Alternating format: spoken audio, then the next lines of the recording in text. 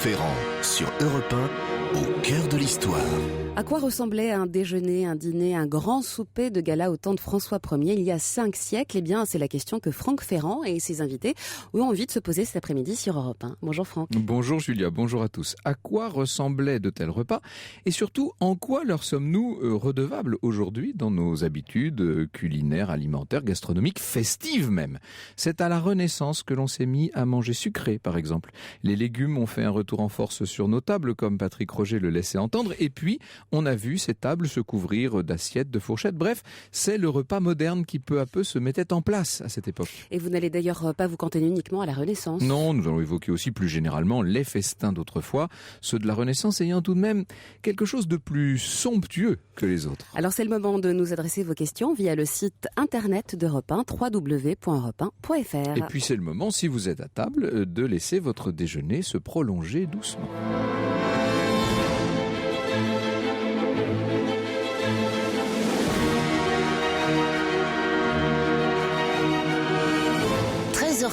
14h30 sur Europe 1. Au cœur de l'histoire, Franck Ferrand.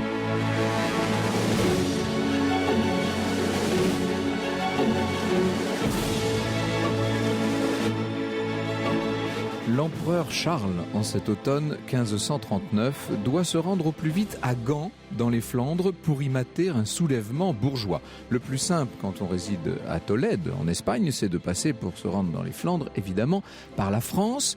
Et puisque les relations diplomatiques vont un peu mieux, Charles s'est cru en assez bons termes avec le roi François pour lui suggérer de traverser seul le royaume des Lys. Quand je dis seul, c'est avec une petite escorte. Le Valois, bon prince, n'a pas cru devoir lui refuser ça. Mieux, François, qui n'a pourtant rien oublié des anciennes humiliations qu'il a subies lors de sa captivité en Espagne, le roi François saute sur l'occasion pour tenter d'impressionner, sinon le Habsbourg, que rien ne peut vraiment éblouir, du moins les grands d'Espagne entraînés à sa suite. Et voilà pourquoi, par un matin venteux de novembre, le dauphin Henri et le connétable, entourés de plusieurs dizaines de chevaliers brillamment cuirassés, casqués, emplumés, eux-mêmes flanqués d'une lourde suite, voilà pourquoi tous ces chevaliers français accueillent l'empereur à Bayonne. Côté espagnol, 25 gentilshommes à peine, tous en tenue de voyage, et une petite cinquantaine de cavaliers encadrant leur maître. L'empereur Charles Quint est avant tout préoccupé par la situation en Flandre, on le comprend. Par ailleurs, il porte le deuil de son épouse, la charmante Isabelle de Portugal, qui était la seule personne sans doute qu'il ait jamais aimée. Il est de surcroît affligé d'un très gros rhume, qu'il force à conserver à peu près toujours la bouche ouverte. Il faut dire qu'il a une certaine déformation du visage, il est prognate, Charles Quint. Et puis, si l'on en croit les plus indiscrets, il est également affligé d'une crise d'hémorroïdes extrêmement douloureuse, autant dire que les festivités prévues par le roi de France ne l'enthousiasment guère. Je viens de dire aux gens qu'ils étaient à table pour souhaiter bon appétit. Le souverain très catholique voyage en litière fermée, accompagné de moines qui, à mi-voix, débitent leurs prières. C'est ces moines espagnols, comme on peut en voir dans la kermesse héroïque. C'était Louis Jouvet qui interprétait le moine en l'occurrence. Alors voyez le dauphin de France là, qui s'approche, qui s'avance vers l'empereur. Il a l'air assez nerveux. Il faut savoir qu'il a conservé, de ses années passées comme otage dans les prisons impériales, une aversion épidermique envers les Espagnols en général et encore plus envers l'empereur en particulier. Mais il se doit naturellement de faire bonne figure. « Sire, lui dit-il après les compliments d'usage, j'ai à vous transmettre par avance les chaleureuses embrassades de la reine Éléonore, votre sœur, car la sœur de l'empereur est devenue la seconde épouse du roi de France. Alors embrassez-moi, dit l'empereur. Il fait l'effort de s'exprimer en français. Plus que tout autre, c'est le connétable de Montmorency qui va bénéficier ce jour-là des égards de Charles Quint. On lui octroie un traitement de chef d'État. Il faut vous dire que Montmorency à la cour est le plus favorable à l'alliance et à la paix avec l'Empire et l'Espagne. Mon cousin, lui dit l'empereur de manière bien audible, c'est comme ça qu'on s'adressait entre souverains normalement. Mon cousin, me ferez-vous l'honneur à chaque fois qu'ils arrivent devant une porte? Sire, enchérit Montmorency, vous obéir fait toute ma joie. Ainsi, Charles Quint, sous la garde d'honneur des chevaliers français, remonte-t-il vers le Val-de-Loire, où l'attend François Ier. François Ier bien handicapé de son côté par un abcès mal placé. C'est à Loches, par un beau temps froid et sec et devant les superbes façades de tuffeau pavoisées de tentures et de toiles peintes, que le roi de France accueille donc l'empereur. Les deux souverains mettent un point d'honneur à surmonter leurs maux. On peut dire qu'ils font bonne figure. Le logis royal a été construit sur un éperon rocheux qui domine la vallée de l'Indre. La cour est descendue jusqu'aux rues et aux places de la ville basse, pleine de cette population dense remuante, tellement dense et tellement remuante que la suite espagnole à peine arrivée s'empresse de la comparer aux foules du Caire et de Constantinople. Mon cousin, clame François Ier une main sur le cœur, mon royaume vous est grand ouvert, comme vous l'ont dit sans doute éprouvé mes propres fils. Mon cousin, répond Charles, je m'en suis remis à vous de ma sûreté. Seuls quelques-uns de mes gentilshommes, comme vous le voyez, m'accompagnent.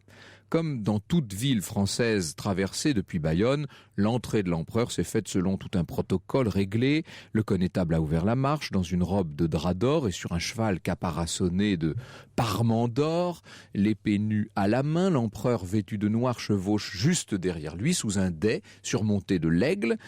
Ça reste un Habsbourg, cet empereur, et il a le dauphin à sa droite et de l'autre côté le duc d'Orléans. Le moment est donc venu d'ouvrir les banquets, d'ouvrir les grandes festivités organisé en l'honneur des 2 maîtres de l'Europe.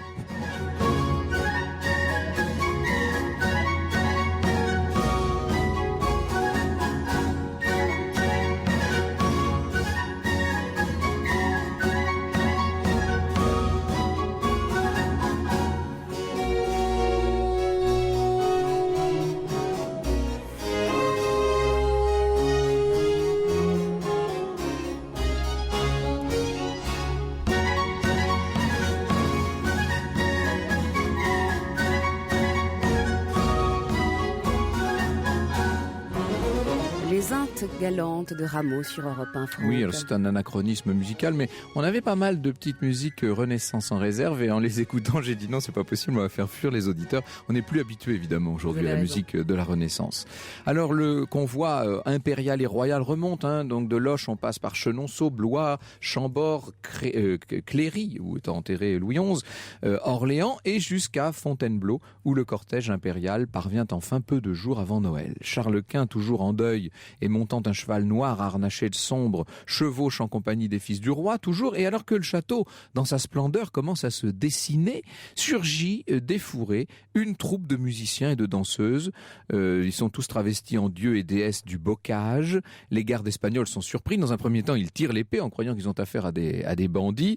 Le connétable les rassure, l'animation fait partie des réjouissances offertes par la France. Et là, on voit l'empereur soupirer. Il échange un regard entendu avec le duc de Nájera.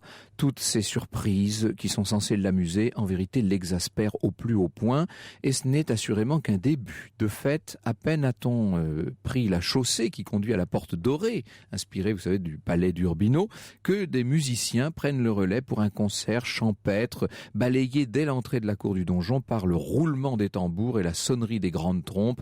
Faste splendeur, encore et encore, le pauvre Charles Quint n'est pas au bout de ses peines. Au cœur de l'histoire revient dans un instant sur Europe 1. Franck Ferrand sur Europe 1, au cœur de l'histoire. Avec un récit qui nous fait revivre aujourd'hui sur Europe 1 le festin de François Ier lors de la visite de Charles Quint en 1539. Voilà, exactement. Et une fois n'est pas coutume, Julia, je suis pour vous raconter ces festivités le chapitre d'un de mes propres ouvrages. Les vieux fidèles s'y retrouvent. Alors nous sommes donc le soir de Noël 1539 à Fontainebleau et à l'issue de la messe de minuit qui a été divinement servie par le chœur de la chapelle royale, un banquet est offert dans la galerie nouvelle. Vous savez, cette galerie qu'on appelle nous François Ier à Fontainebleau, elle a été terminée juste à temps par le Rousseau. Du reste, les peintures n'en sont toujours pas sèches. L'empereur est assis entre sa sœur, la reine Éléonore, donc qui est maintenant l'épouse du roi de France, et d'ailleurs reine de France, et la duchesse d'Étampes, sa maîtresse. Le souverain très catholique, qui est un veuf inconsolable, je vous le rappelle, se trouve là dans une situation aberrante, parce que être à côté quand même de la maîtresse du mari de sa sœur, vous avouerez que ça fait un peu vaudeville avant la lettre. Il n'en montre rien et souriant même à la belle, il va jusqu'à en rajouter dans la prévenance à son égard. Des laquais en grande tenue présentent au début du festin de vastes bassins de vermeil extrêmement ouvragés qui sont remplis d'eau parfumée pour les mains des convives, et l'empereur par précaution retire l'énorme bague qu'il portait, et au moment de la repasser à son doigt, il la laisse, il le fait sans doute de façon de volonté délibérée, il laisse cette bague glisser dans la serviette de lin brodé que lui tend justement la duchesse d'Étampes. La jeune femme habilement se saisit du joyau avant qu'il ne tombe au sol, et non sans un ravissant sourire le tend à son propriétaire. « Oh non !» dit Charles à mi-voix, et on le voit s'approcher de la favorite pour lui parler tout bas. « Gardez-la, dit-il, je vous en conjure, elle sera trop heureuse d'orner une si jolie main. » Sur quoi la duchesse, sans trop se faire prier, met la bague à son doigt et s'empresse de la montrer au roi. François remercie Charles, et d'autant plus vivement qu'il regarde comme une grâce personnelle la moindre gentillesse adressée à son ami. Un petit peu plus tard, dans le cours du banquet, François Ier, qui pourtant a promis à Montmorency de n'aborder de tout le séjour aucune question diplomatique ou territoriale avec son hôte, François s'autorise le vin, aidant peut-être une légère entorse. « Mon cousin, dit-il, cette dame ici présente me supplie d'évoquer avec votre majesté la question certes préoccupante pour un père, du devenir d'un autre Charles. » Il faut savoir que le plus jeune fils du roi se prénomme justement Charles. « Votre fils est un jeune homme fort agréable et de beau maintien, répond l'empereur, un peu froissé tout de même. Il ne serait pas mauvais, nous semble-t-il, d'envisager son mariage avec Doña Maria. Oh, ce serait la meilleure des choses, s'enthousiasme la reine Éléonore, qui pour une fois sort de sa réserve. Laissons l'empereur passer la Noël en paix, intervient heureusement François, mais un peu tard. Oui, joyeux Noël, dit la reine. Alors, que mange-t-on précisément à la table du roi de France ? Je n'ai pas tellement envie de vous le révéler tout de suite parce que j'ai là à mes côtés de grands spécialistes de la question qui vont tout à l'heure lever le coin du voile sur les réjouissances culinaires et gastronomiques d'une soirée comme celle-là. L'étape de Fontainebleau va tirer un peu en longueur afin de laisser aux Parisiens le temps de préparer l'entrée inoubliable qu'ils réservent à Charles Quint. Celui-ci bout sur place, impatient qu'il est d'aller en découdre avec ses mauvais sujets de gants dans les Flandre, et pour tromper son attente et plaire à son hôte, il accepte plusieurs fois d'aller Cours-le-Cerf en forêt de Vincennes. Viennent donc les entrées solennelles à Paris, Écouen et Chantilly. Écouen, on est chez Montmorency. Chantilly, Saint-Quentin, tout accompagné de grands festins.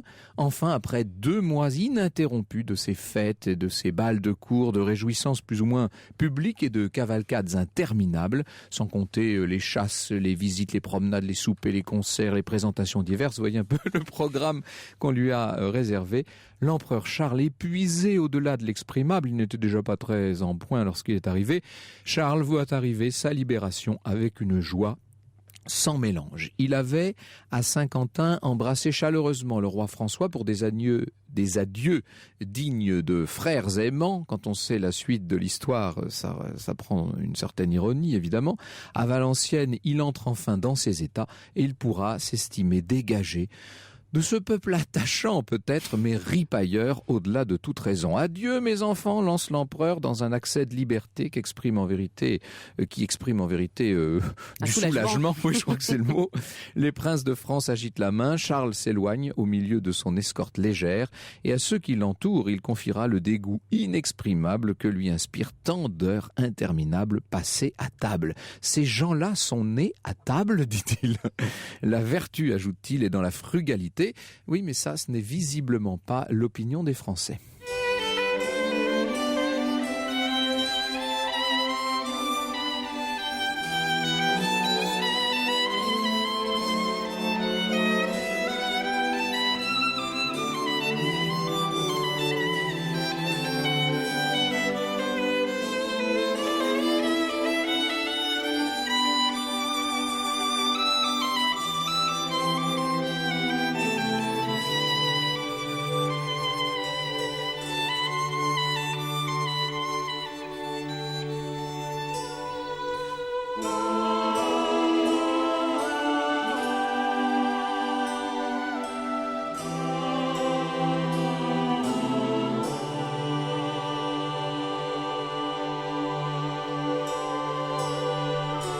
Extrait de la bande originale du film de Roland Joffé, Vatel, signé Ennio Morricone. Alors nous sommes en compagnie d'Éric Birlouez, qui est auteur de Festins princiers et repas paysans à la Renaissance, et d'Anthony Rollet, l'historien mondial de la table. Nous les retrouvons dans un instant pour évoquer ces réjouissances et fastueux festins qui ont tellement déplu à l'empereur Charles Quint. Au cœur de l'histoire revient dans un instant sur Europe 1. Jusqu'à 14h30 sur Europe 1. Plongez au cœur de l'histoire avec Franck Ferrand. Je ne mange point de porc, je ne mange point de porc. À ma condition, je vous vois dire, si le manger sentait trop, il me semble que rire, les tournes, il est vide, il le riait pire. Voilà un extrait rapide d'une chanson de la Renaissance, Je ne mange point de porc. C'est pour faire plaisir à Jean-Christophe qui nous dit par internet que, au contraire, on est habitué, me dit-il, à la musique de la Renaissance. Demandez donc à ceux qui suivent, dont je suis, le travail de l'excellent ensemble de renommée mondiale Douce Mémoire. Je pense qu'un extrait de leur disque consacré aux danseries, publié par Athénian, ferait merveille pour illustrer vos propos. Ben voilà, on a fait un peu de publicité à ce groupe Douce Mémoire grâce à Jean-Christophe. C'est Nathalie, par ailleurs, qui aimerait savoir si, à l'époque de la Renaissance, la cuisson vapeur existait. Je sais, précise Nathalie, qu'elle existe depuis très longtemps en Chine. Anthony Rollet, on a quelques clartés sur une question aussi pointue ? La cuisson à l'étouffée, de toute façon, est repérée dès le néolithique, et partout il y a des traces au néolithique, à l'époque en France, dans le sud-ouest. Donc, tout à fait. A fortiori à la Renaissance, hein, si depuis. Oui, alors avec des fluctuations en fonction des siècles, notamment la recette, par exemple, des petits pois. Qui va revenir, les petits pois vont revenir sous Louis XIV, oui. Mais au Moyen-Âge, au XIIe siècle en Grande-Bretagne, vous avez une cuisson des petits pois, là encore, pas véritablement à la vapeur, mais à l'étouffée. Et c'est une recette de cuisson qui se transmettra par les moines. Et toutes sortes de pâtés aussi. Il ne faut pas oublier, quand on dit pâté, autrefois, ce sont des choses en croûte, en quelque sorte. Tout à fait. La pâtisserie, c'est l'art de faire des pâtés et des présentations. Des cuire à l'étuvée, etc. Tout ça est très ancien. Ça remonte au moins au Moyen-Âge. Pour l'auditrice, il n'y a pas de wok dans la cuisine traditionnelle. Ça, non, évidemment. Voilà. Ça, évidemment. Alors, qu'est-ce qu'on a bien pu servir à ce pauvre empereur Charles Quint le soir de Noël pour ce festin resté dans toutes les mémoires au château de Fontainebleau? On n'a pas de menu, donc on n'a pas, contrairement à un certain nombre de très grands repas célèbres de l'histoire de France, on peut vous dire précisément ce qui a été servi. Là, ce n'est pas le cas, Anthony Rollet. Hein, on manque un peu. Mais c'est normal. 2, plausiblement, on peut reconstituer certains éléments. On peut reconstituer des éléments. Pourquoi ? Parce qu'on est le soir de Noël et il faut que les auditeurs se souviennent bien qu'il n'y a pas de réveillon. Le dîner de réveillon, c'est une fabrication de la deuxième moitié du 19e siècle. Très tardi, oui. Hein ? Donc ici, en fait, automatiquement, on sait que dans ce repas précis de Fontainebleau, ce sera un repas maigre et non pas un repas gras. Et ça, paradoxalement, ce repas maigre est plus somptueux qu'un repas gras. Quand on voit les budgets de table des jours maigres, notamment, ils sont 3-4 fois plus élevés. Alors, ce qui nous amène à la deuxième observation, c'est-à-dire qu'on peut se douter de ce qu'ils ont, et qui est beaucoup plus important que la recette elle-même ou le descriptif exact, c'est la mise en scène du repas. Vous avez évoqué dans votre récit le connétable de Montmorency. Lui, on a des éléments. Pourquoi est-il choisi ? Parce que c'est quelqu'un qui, justement, a les moyens et le personnel pour mettre en scène ces festins culinaires. Dans le voyage qui nous intéresse, il va se faire remarquer en faisant un tour de passe-passe. Tout ceci est à des fins diplomatiques et politiques. Bien sûr. Contrairement à ce que Charles Quint feint de dire « je ne veux pas parler de politique », il n'est là que pour ça. François Ier uniquement, et c'est, si vous voulez, l'équivalent, c'est un G2, de l'époque, mais ce sont les 2 plus grands puissances d'Europe, et donc pour les Européens, du monde. Il n'y a pas de discussion possible. N'oubliez pas que le dîner se situe dans la salle peinte par le Rosso qui symbolise le triomphe d'Hercule sous les traits de François Ier. Hercule, c'est-à-dire celui qui est capable de renverser l'ordre du monde. Et le Montmorency en question, il s'est rendu célèbre comment ? Parce qu'il a acheté 2 esturgeons de 100 écus pièce, c'est-à-dire qu'avec 100 écus pièce, vous faites vivre une famille entière pendant une année, et il a fait ce qui est la preuve du talent français, et pour honorer l'autre, il les déguise en chair de gibier, et ensuite, il en fait faire des monstres marins. Donc ici, une double transformation. Voilà, mais on est exactement, et c'est là, on y aura l'occasion d'y revenir plus tard, c'est là où on mesure l'influence esthétique et artistique de la Renaissance. Alors tout de même, Éric Birlouez, qu'est-ce qu'on pouvait trouver sur ces tables pendant ces festins de la Renaissance ? Alors effectivement, comme l'a dit Anthony Rollet, il faut se rappeler en fait l'étymologie finalement du mot festin. Festin, c'est un mot italien, festino, qui vient de fête. Donc une fête, c'est les plats somptueux, raffinés que l'on va consommer, mais la mise en scène qui est autour de ces plats, les décors, la musique, les entremets avec les acrobates, etc. C'est très important. Si on imagine ce qu'ils pouvaient consommer, donc on l'a dit, c'est un jour maigre, mais Luther, qui va s'ériger contre ce maigre, parlera de maigre ou de jeûne gastronomique, donc il montre bien que effectivement il y a une certaine hypocrisie parfois à faire maigre, parce que les plats que l'on va servir sont extrêmement raffinés. Alors, vous me permettez de faire encore un peu de teasing. Ces plats, nous allons les voir aussitôt après le flash de 14h. Au cœur de l'histoire revient dans un instant sur Europe 1. –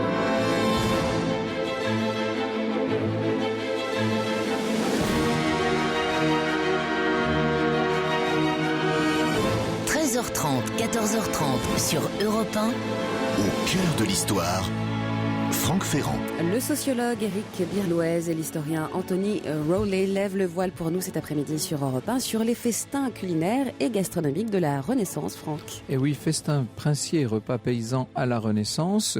Il faudrait ajouter aussi, exactement dans la même collection, à la table des seigneurs, des moines et des paysans du Moyen-Âge. Ce sont 2 des récentes publications d'Éric Birlouez, qui était en train de nous dire, juste avant que le flash de 14h ne nous interrompe, ce qu'on avait finalement, ce qu'on pouvait trouver sur une table au milieu de la symbolique dont parlait Anthony Rollet, sur une table royale en 1539. Alors déjà la première chose, c'est qu'on avait très certainement de la viande et de la viande en quantité. Cette viande que l'on nomme chair depuis le Moyen-Âge, qui est vraiment l'aliment emblématique des puissants. Alors cette viande, c'est le gibier, le produit de la chasse, une activité très valorisée. Et puis ce sont les grands volatiles, les cygnes, les hérons, les grues. Presque au naturel. C'est ça, revêtus de leur peau, de leur plume. On a doré à leur fin leur bec. Alors ça a une valeur symbolique, c'est-à-dire ces grands volatiles, ils vivent dans l'air, ils sont proches de Dieu, proches des anges, et l'air est un élément de la création qui est extrêmement valorisé.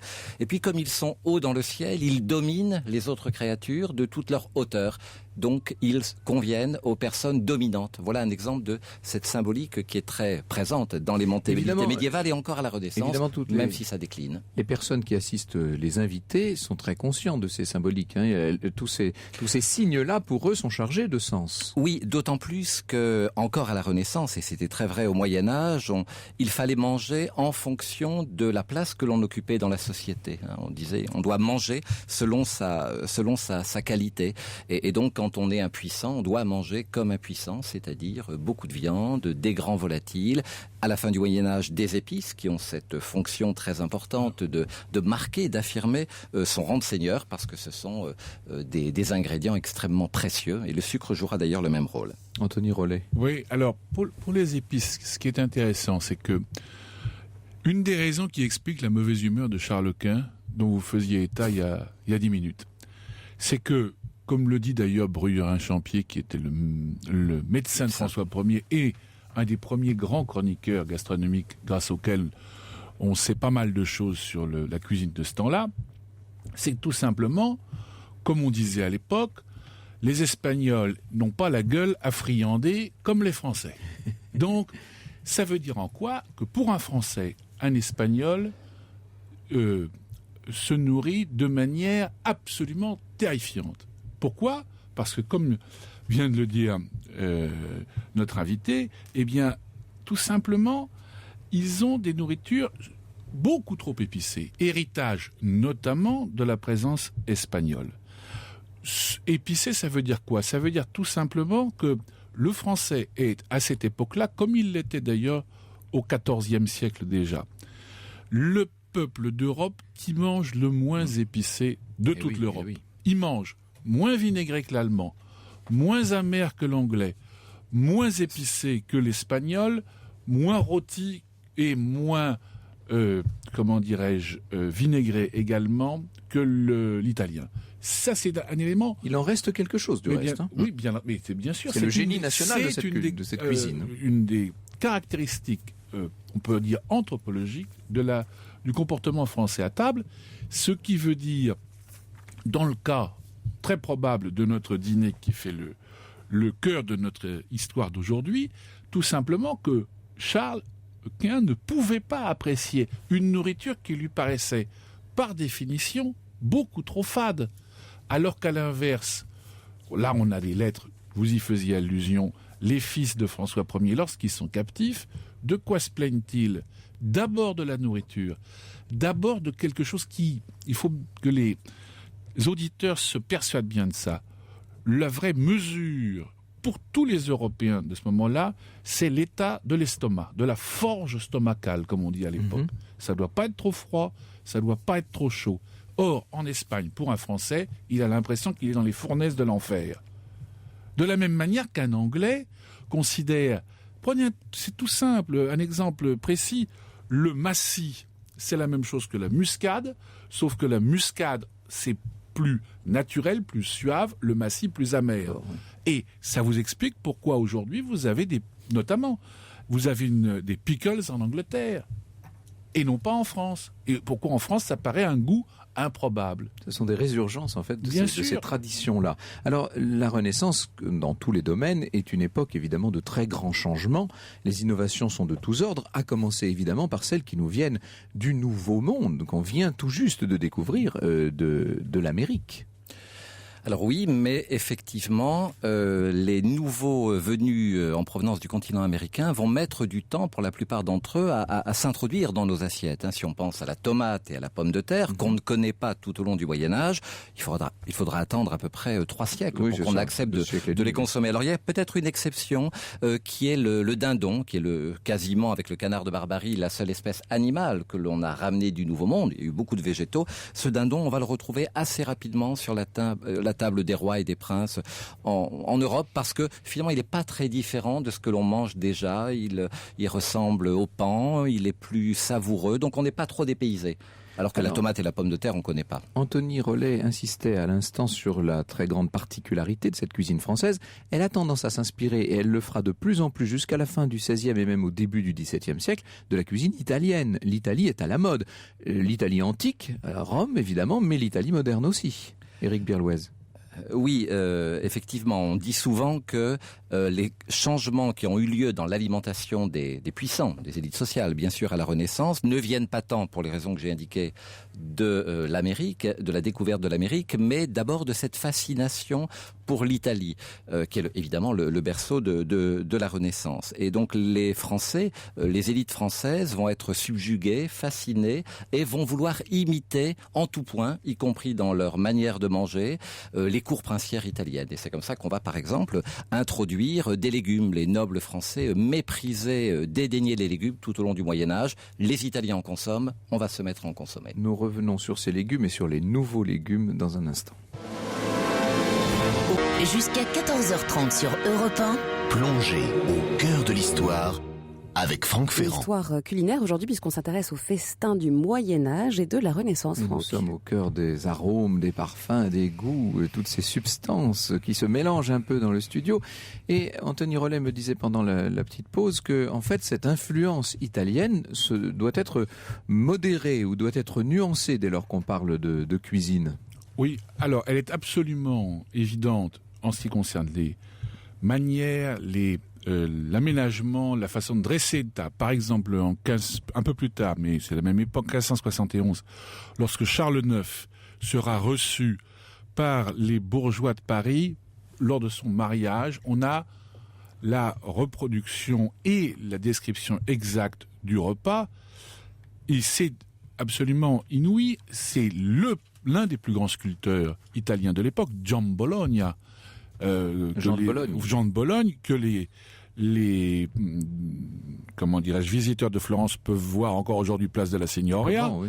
Et qui dessine et qui fait sculpter des gibiers qui arrivent pris dans des roches en croûte. Les desserts sucrés, on y reviendra tout à l'heure, c'est une cataracte de sucre. Les jeunes mariés sont représentés, ils arrivent dans comment dirais-je, c'est une sorte de nef sur lequel portent des victuailles et notamment des fruits. La nef étant comestible. La nef étant comestible, c'est tout à fait vertigineux. Et très spectaculaire. Voilà. On a fait récemment... Et ce qui est très important, c'est que les bourgeois de Paris ne peuvent pas se permettre de faire autre chose. N'oublions pas, nous sommes en 1571, nous sommes en pleine guerre de religion. Paris est un enjeu majeur de l'affaire. On est à quelques mois, évidemment ils ne le savent pas, de la Saint-Barthélemy. On est dans un enjeu absolu, dans une crise politique et religieuse majeure. Ici, la munificence du déjeuner est une aubaine, et les bourgeois de Paris, qui sont catholiques, qui sont pour une bonne part ligueurs, qui soutiendront plus ou moins officiellement ceux qui vont faire la Saint-Barthélemy, ils ont besoin de montrer leur puissance. La table, ça sert à ça. C'est ça. Vous avez bien employé les termes munificent, montrer.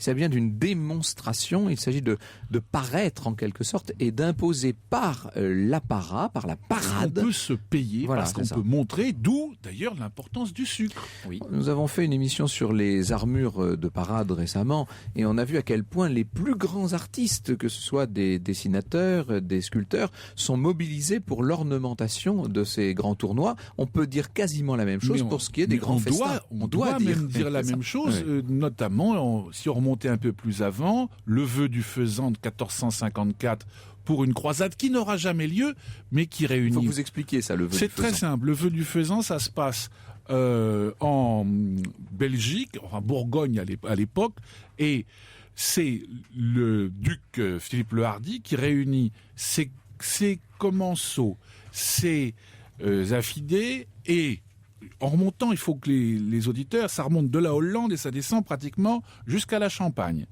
L'objectif, on va aller délivrer la ville sainte, Jérusalem, qui est confisquée depuis 150 ans par les, entre guillemets, infidèles. Donc, on va réunir un grand dîner et on va se croiser, jurer d'aller délivrer Jérusalem.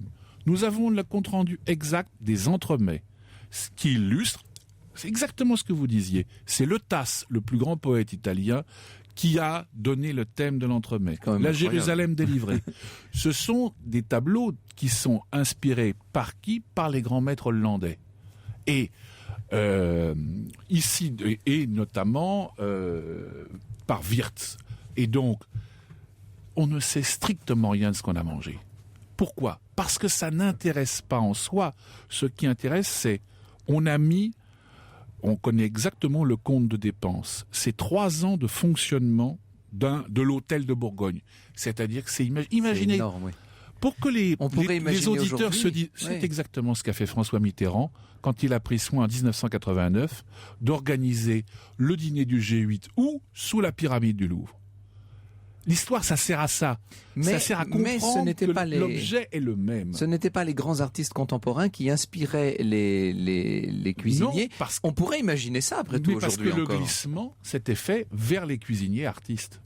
Nous venons dans un instant alors on revient aux légumes, puisqu'on voulait parler des légumes, et puis nous allons parler du sucre également, qui fait une apparition très remarquée sur les tables de la Renaissance. Au cœur de l'histoire revient dans un instant. L'histoire sur Europe 1, c'est avec Franck. Vous êtes bien sur Europe 1. Nous vous proposons un extrait de Fantaisie pour lutte, Franck. D'Albert de Rippe. Voilà une musique tout à fait d'époque. Alors, nous étions avec Éric Birlouez en train d'évoquer les légumes qui deviennent en quelque sorte à la mode sur les tables de l'aristocratie. Évidemment, on ne parle pas là du peuple. Hein. Il faut savoir que les modes alimentaires sont beaucoup plus stables chez les paysans notamment. Hein. Oui, tout à fait. On considère d'une manière générale que l'alimentation du peuple, qui représente quand même 80, 85, 90% de la population, n'a pas vraiment beaucoup changé. Elle a commencé à évoluer à partir de la Révolution française. Alors pour ce qui est des légumes sur les tables aristocratiques, il faut se rappeler que tout au long du Moyen-Âge, les légumes ont été méprisés par les élites sociales. C'était des aliments de paysans, des aliments qui venaient de la terre, un élément qui n'était pas du tout noble, un élément particulièrement vil. Et puis les mentalités vont évoluer. Peut-être là, pour le coup, la fascination pour l'Italie a pu jouer. On va apprécier les asperges, les artichauts, les cardons, les choux-fleurs, originaires d'Italie, ou en tout cas qu'on retrouve à ce moment-là. Et qui prennent francisés des noms qui étaient italiens. Voilà, pas mal de mots sont arrivés d'Italie à la Renaissance, et notamment dans le domaine alimentaire. Alors, le chou-fleur, par exemple, est un mot d'origine italienne. La grande nouveauté, je vais vous citer, c'est le sucre. Jusqu'à la fin du Moyen-Âge, écrivez-vous, le sucre était une denrée rare et donc très chère. Cette rareté explique que pendant de longs siècles, on l'ait réservé aux malades et aux convalescents. Un produit aussi précieux ne pouvait avoir, pensait-on, que des effets bénéfiques sur la santé. Pour les médecins médiévaux, comme pour ceux de la Renaissance, le sucre était un aliment chaud et humide qui facilitait la digestion des aliments, ce qui à l'époque était la condition d'un bon état de santé. On n'était pas conscient des dangers du sucre du tout, et on le voit se développer, ce sucre, dans tous les aliments. Tout à fait. Le sucre, donc vous venez de le rappeler, c'est au départ un médicament, et puis petit à petit il acquiert un statut d'aliment, c'est-à-dire il va être également consommé par les bien portants, mais peut-être ce qui est le plus important, c'est l'utilisation du sucre, comme ça a été dit tout à l'heure, comme marqueur, comme élément de prestige. Donc ce sont les architectures en Parce sucre. que ça coûte très cher, évidemment. Voilà, c'est très très on n'a précieux. pas encore le sucre de et une betterave manière à l'époque, d'affirmer une fois de plus son rang, eh bien c'est de montrer qu'on a les moyens de se payer des architectures de sucre, des décors de sucre, et on évoque souvent le sucre n'est pas que dans l'assiette, mais l'assiette elle-même est en sucre, et la nappe est en sucre parfois, et la serviette que l'on croit pouvoir déplier se brise entre vos doigts parce qu'elle est en sucre. Donc Bourdieu aurait dit que c'était un signe de distinction sociale. Et puis on utilise aussi pour les sauces des matières grasses. On se met à utiliser alors ça, le beurre. voilà. Jusqu'à la fin du Moyen-Âge, les sauces sont épicées, acides, maigre. On n'utilise pas de beurre, on n'utilise pas d'huile. Alors on va lier avec de la mie de pain, par exemple, ou du lait d'amande. Et à partir de la Renaissance, on voit apparaître dans les livres de cuisine une utilisation du beurre. Donc ça, c'est intéressant. Davantage de sucre, davantage de gras. Du point de vue nutritionnel, vous y faisiez allusion. On ne sait pas s'il y avait du diabète à l'époque. Mais en tout cas, ce qu'on voit, c'est sur la corpulence sur les tableaux des grands maîtres. On voit que les modèles sont en train de s'envelopper singulièrement, Anthony Rollet. Ces modes alimentaires ont des effets directs sur l'esthétique. Oui, l'obésité de la Renaissance, n'exagérons rien. La famine et la disette étaient plutôt à l'ordre du jour. Ici, s'il y a effectivement une évolution des formes, elle est beaucoup plus due, là encore, aux artistes et à l'idée toujours associée à la Renaissance qu'il faut imiter les canons esthétiques de l'Antiquité. Donc là, c'est pas du tout lié à la nourriture, qui est encore une fois, rappelons-le, la nourriture de festin est une nourriture épisodique. Ne pas imaginer que François Ier et Charles Quint mangeaient tous les jours comme ça, parce qu'il y avait des tas de... C'était une vraie course de haies. Hein, et d'où il y avait les jours fériés, il y avait les jours carillonnés, toute la question du carême, voilà, les jours maigres, les jours, les jours de voyage, tout cela. Bon. Et il ne faut pas oublier que, à contrario de tout cela, le sucre comme le beurre sont des enjeux de représentation. On l'a dit. Je donne juste un exemple pour que les auditeurs se fixent bien leurs idées. Il y a une recette qui date de l'époque de François Ier qui consiste à préparer un sabayon à l'orange. Eh bien, on compte pour ce sabayon à l'orange 140 grammes de sucre et 15 grammes de cannelle pour 5 oranges. C'est-à-dire que vous avez une mousse totalement écœurante. Oh là là. Je le dis d'autant plus que je l'ai goûté il y a de ça quelques années. C'est une totalement reconstitution, écœurant. je précise. Oui, bien sûr.